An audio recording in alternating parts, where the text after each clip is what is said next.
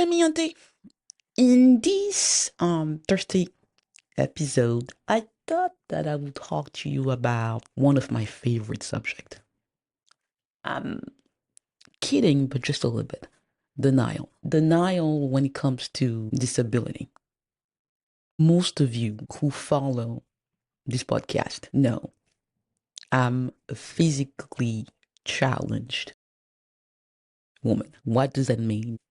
My right leg for most of my life has been deformed. It's a congenital disease, very, very rare. I have one of the rarest form of it. It takes the whole leg, it makes it impossible to um basically walk. But the goal here, mi gente, is to make a critical point about disability in the African context. Maybe I should just say the Cameroonian context. I should never presume, even though the presumption may be valid that all African countries are like Cameroon. And even to go even further, I think I shouldn't presume that my experience is the one of most people with disability in Cameroon or even in Africa, because again, my history is singular. Born to one of the wealthiest men in Cameroon and in Africa, a man who has many wives. Very, very difficult situation. The point that I keep trying to make over and over by telling you the story, because it explains what is happening now. It explains what is happening now. It even explains why Fotso Victor dies the way he dies. Why his legacy is being destroyed. It even explains, Miente, the mess. Why one of the most unsung underdog story ever is being told the way it is. Disability here is at the key of all of it. But not only disability, Miante, but denial about disability. Denial. And there's this mantra, there's this term has become very, very popular. Disability awareness. Disability awareness. And being aware of disability, of not only his existence, but the fact that it matters. That when somebody is disabled, it's not just a minor point. It has consequences, not just for others, but for the person. It means everything. It's at the center of that person's life. It's not something that can just, that somebody have to be careful, that you have to just be nice to the person and all of a sudden it just disappears. In the Cameroonian contest, people always say to me, but I don't see you as a disabled person, as if the fact that they don't see me as a disabled person means that it doesn't exist, that it has no impact. I don't see you like a disabled person. It means that, to a Cameroonian, when they say that, it means that it's resolved. I see you as normal. Because their perception, the way they see you is the most important thing. They don't see you as a disabled person. So it means that you can do your own shit. It becomes then your problem. It's a false praise. It's a false gift. It's not a compliment. When somebody says to you, I don't see you as a disabled person. You're not a disabled person. You can do shit. When they say that to you, it means that all the issues that you're facing become your own issues. You don't have to bother them with that because you're not a disabled person. They don't see you as a disabled person. You deal with your own shit. Denial is key in the Cameroonian context. It's key. People don't want to see it. People want to believe that, it's a minor point. Oh, no, the child is, no, she's dealing with it. So What's the issue? It's fine. You can have a leg that looks like that. I will put the picture, of my undergraduate graduation at UNCC, the University of North Carolina. Now you see the picture, you see the way that my leg is. The people who were closest to me, my parents, even my dad, they never thought about the daily struggle. What eventually that was going to mean for my life as an adult. And the fact that they were not really thinking about it, planning around it, making it a point of discussing it, meant that I, as a child, as the child here, couldn't really think about it. It was my issue. It was my issue. It became a family issue when it was about money, going to the hospital. That meant that everybody else was going to be able to go to Paris or to New York or whatever. No discussion.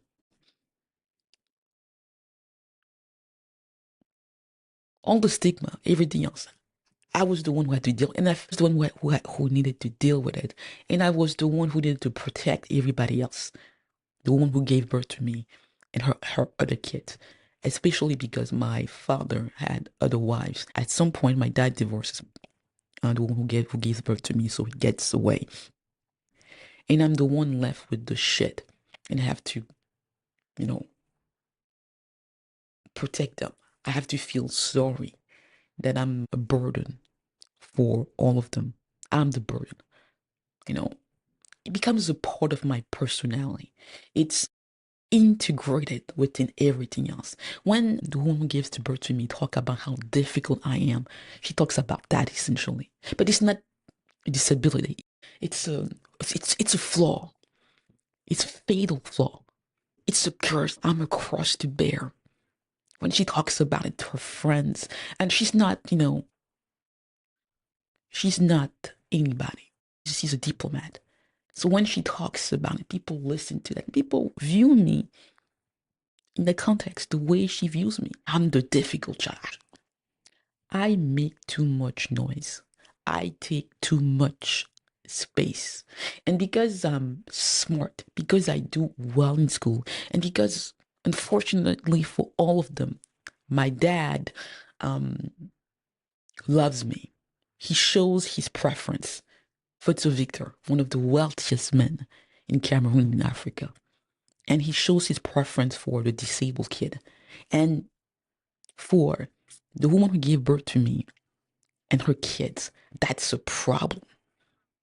This great man, he's showing his preference for the disabled one, for the child with a fatal flaw, the child who should be, whatever. Denial. There is no, there is no disability awareness. It's always, we have to deal with this crap. And then she's always complaining. She's a problem. There's something wrong here. And then there's people who are making fun of us because of the way she looks. And and she even speaks. She can't even shut up. I don't disappear. I stand out. And that's a problem. So throughout my childhood, that's a problem. And even in my dad family, when you're that wealthy and that you have many wives, and that you believe that with so many wives and so many kids, you have a family, you're wrong. You don't have a family. You have a group of individuals who eventually, undoubtedly, are going to turn up because they're waiting just for one thing. They're waiting just for one thing, for you to die and to fight for the money. So, Niente, I'm born in that context, denial. And I, Niente, given all of it, because I sense it. I sense that I'm a problem. I sense that just the look of me, just by looking at me, just the way my leg looks, just all of it, it's a problem. There's just one thing that I can do, is to become the queen of denial. So I become the queen of denial. So I say to myself, it doesn't exist. It's my problem. I'm going to deal with by being the smartest. I'm going to be very, very good in school. I'm going to read the most books. I start writing. I did an episode on writing that you can see. So I start writing. So I'm saying to myself, if I become the brightest, that's a way to deal with it. It would stop mattering. It won't even exist. It's my thing. You're dealing with your shit. You pick up your shit. Disability was my shit. And for me to deal with it was all I could do was to become the biggest disability deniers of all of them. So I become the queen of denial. No disability awareness. It doesn't exist. I can't walk, but hey, whatever. Tunnel vision. Tunnel vision. I just, it doesn't exist. It doesn't exist. I can deal with it. I can do whatever. I was a super kid. I was dealing with my shit. I was the queen of denial. So,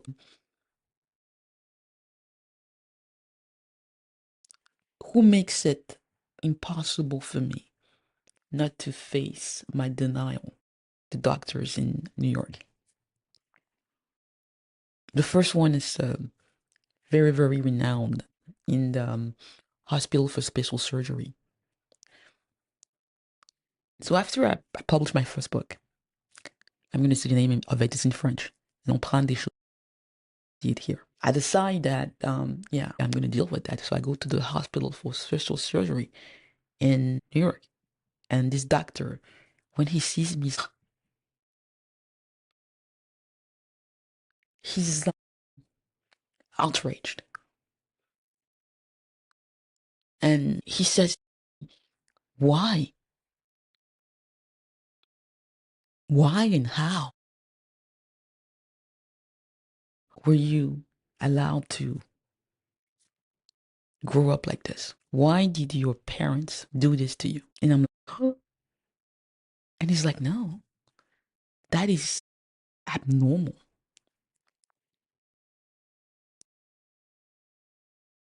In the 21st century, even in the 20th century, even in the 19th century, you cut the leg when the malformation is that severe. You don't let the kid grow up like this. You don't. And when I see you and I realize that money isn't the problem, I have to ask all type of questions about the environment within which you grew up. You don't have a hip. So first you need to get a hip. And that's a surgery is going to be very, very difficult. And I see you're alone. You have to deal with all of this psychological stuff because you're going to have to face the fact that your parents here let you down. They didn't help you. You're going to have to face that. And it's going to be too traumatic. I can't, I don't want to do it. It's too hard. The surgery is it's a huge task, but how are you going to deal with that psychologically? And it's too tough. I'm not going to deal with that. So he says no. And my advice, continue to live the way that you do. Eventually, you're going to end up in a wheelchair, but your parents messed it up. There's nothing we can do. So me and I hear this. Oh, I don't know what to do. But because it's my nature, I say to myself, you can't focus on that. You can't focus on what he said. I immediately just force my way through. And eventually, I get to this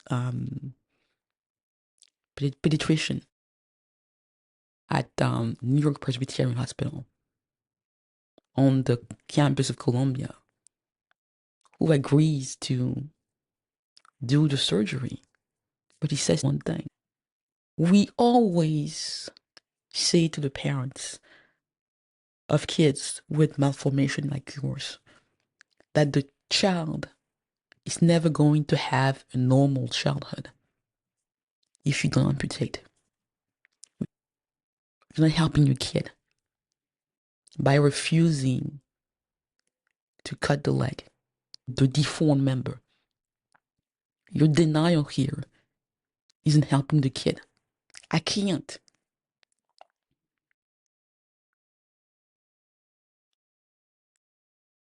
even present you to those parents because they're going to see you and they're going to think that everybody can do what you did. Go to school, get a bachelor, go to law school, and your story is just amazing. Nobody reached the leg that you have that have done what you did. And by seeing that, I'm going to take that risk. But Miente, queen of denial. And I listen to that and I'm going to deal with that after. You have to deal with your shit, and because that's the way I was raised, and because it may be part of my nature. I'm like, guy, I have this river to cross. I can't focus on all the other shit. Disability and its history, what was done to me, what my parents didn't do. All I can focus on right now is just what I need to do to be able to get through it, and to get the first surgery to be able later on to have an amputation. I will tell you eventually the story of the surgery and later on of my amputation, but it's very, very long and traumatic story. But here I just wanted to talk to you about denial. Disability in Cameroon, and I think in many places, has to do with denial. People put the burden of it, they try to switch it, to put it on the disabled person so that she or he doesn't make others feel uncomfortable. They have to deal with their own crap. They have to pick it up. My childhood is about me having to do everything to catch up, not only to the woman who gave birth to me and to her kids, but to my dad and everybody else. I'm born with this disability. It's a problem. And I realized very, very early on that they're never really going to slow down so that I can catch up. They're never even going to make it easy. They're never going to think that I need access. They're never going to try to say, okay, we need to be mindful. She needs that. No, I'm the one who has to deal with it. I'm the problem. I'm the one who's slowing them down. I'm the one who's shaming them. I'm the one who's making this big Fotso Victor family less wonderful. My luck is that my dad never sees that way. My dad is the most open, the most loving of them all. He's the only one. No, he has his own denial, but he's aware of it. My dad is in denial for practical reasons, but he thinks about it because he's a thinker. But he sees what I'm able to do and plays that role where he knows that by showing his love, he's protecting me. It's just later on, guys, miente, that he realizes by doing that, he also made me a target, problem for everybody else, including the woman who gave birth to me and her kids. And the story that I keep telling you, that I'm going to try until I tell it to you well and that you understand what has happened, it explains everything. One of the wealthiest person in Cameroon, his disabled daughter,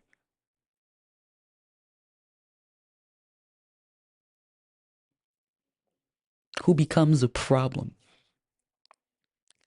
because given the fact that she's the queen of denial. She feels that because she has been able to do stuff, because she's a lawyer, because she's a writer, because she can yap, that she's not a second class child, a second class heir, and that she has rights, and that she's not going to shut up about what has happened to her father and to herself. So Miante, yeah, for a long, long time, I had no disability awareness. None. Even when it was causing me physical difficulties, I was saying, it's my crap. I deal with it. Who else is going to?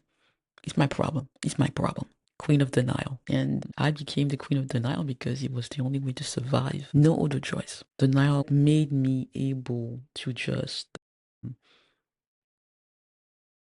believe not only that I belong, but that I could do amazing stuff. And